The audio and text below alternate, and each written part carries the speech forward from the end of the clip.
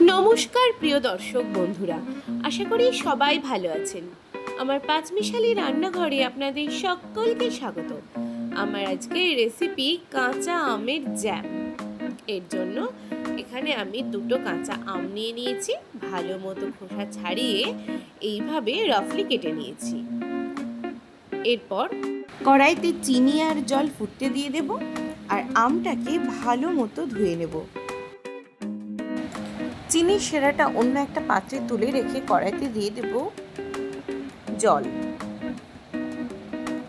এরপর টুকরো করে কেটে রাখা আমগুলো দিয়ে আমটা ভালো মতো আমি সেদ্ধ করে নেব।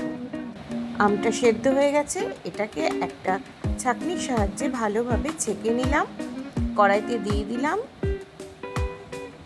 এর ওপর যে চিনির সেরাটা বানিয়ে রেখেছিলাম সেটা একটু জমে গেছে, সেটাও দিয়ে দিলাম। কড়াইতে দিয়ে এক দু ফোঁটা আমি গ্রিন ফুড কালার দিয়ে দিয়েছি। ব্যাস তৈরি হয়ে গেল কাঁচা আমের জ্যাম। খেতে একদম দোকানের মতোই হয়েছিল। আপনারাও বাড়িতে এইভাবে একবার কাঁচা আমের জ্যাম বানিয়ে দেখবেন, খেতে খুবই ভালো লাগে ব্রেডের সাথে। এগুলো টিফিনেও বাচ্চারা নিয়ে যেতে পারবে ব্রেড জ্যাম।